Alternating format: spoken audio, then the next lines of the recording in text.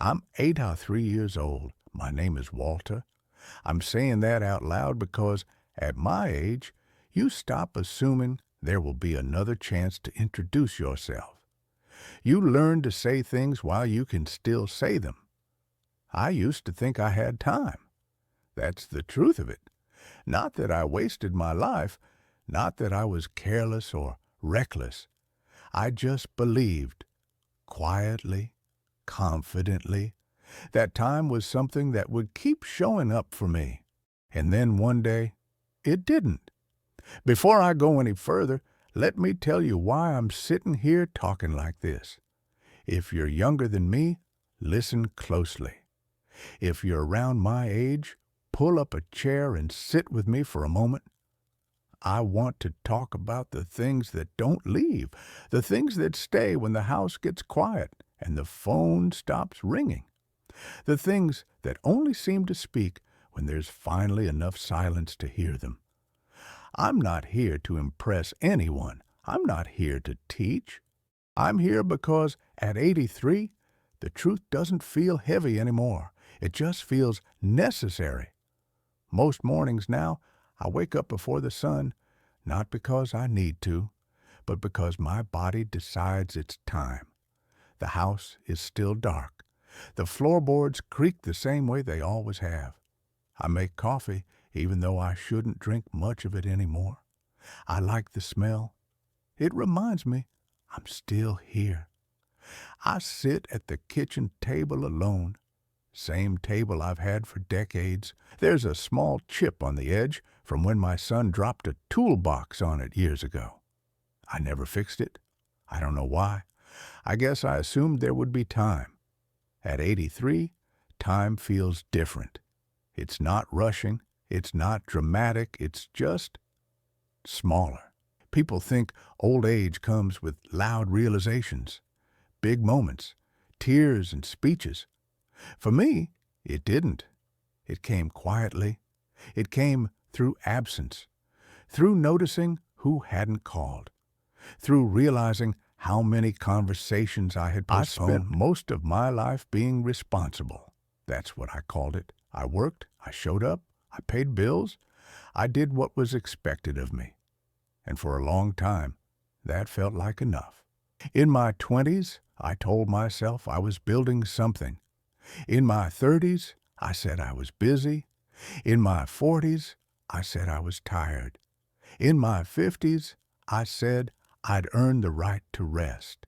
Every decade had a reason. Every delay had a name.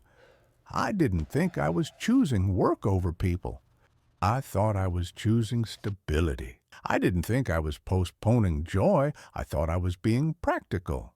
I remember my wife standing in the doorway one evening while I sat at the table sorting papers. She asked if I wanted to take a walk, just a short one, around the block. I told her, not tonight, maybe tomorrow. Tomorrow came, then another. The walk never did. I remember my son asking if I'd come watch him play baseball. I said I'd try. I really believed I would. But something always came up, something that felt important at the time. I remember friends calling less often. I noticed it. I didn't stop it. That's the thing no one tells you. The damage doesn't announce itself. It accumulates. Quietly, politely, like dust on a shelf you don't look at anymore. You don't wake up one day and realize you've lost people. You just notice they're not around. The turning point didn't come with sirens or shouting.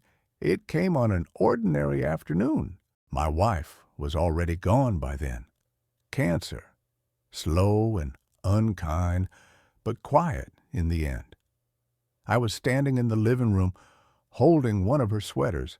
I don't remember why. Maybe I was cleaning. Maybe I was just touching something that still smelled like her. And it hit me then, not as regret, but as clarity. There were no more tomorrows with her, no walks, no conversations I could get to later. Later had expired. After that, time started closing in on itself. Friends passed. My body got smaller, and in that smaller world, there was nowhere left to hide from the truth. Some things cannot be fixed. Some apologies have no ears left to hear them. Some love remains unspoken forever. That's a hard thing to carry even now. I don't hate my life. I want to say that clearly. There were good years.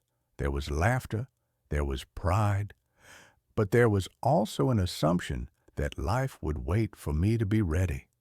It doesn't. If there's anything I wish I'd noticed sooner, it's how often the most important moments ask very little of us. A walk, a call, a pause. They don't demand effort. They ask for presence. I'm not telling you what to do. I wouldn't dare. I'm just telling you what I noticed when there was no time left to pretend otherwise. People don't disappear all at once. Neither does meaning. They fade when unattended. If you're listening to this and thinking of someone you've been meaning to call, I understand that feeling. I had it too. I just assumed it would wait. It didn't. I don't have many years left. I know that. And strangely, that knowledge is calm now. I sit with it. I live more slowly. I listen more than I speak.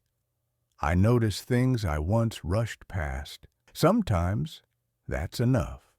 If this story meant something to you, if it stirred a memory or a thought you weren't expecting, you're welcome to stay a while. You can subscribe to the channel, like the video, or share it with someone who might need to hear it. And if you feel like it, leave a comment. I'd like to know what stayed with you, or what you're still holding on to. At 83, I've learned this much. Time doesn't run out loudly. It leaves quietly. And by the time you notice the silence, all you can do is listen.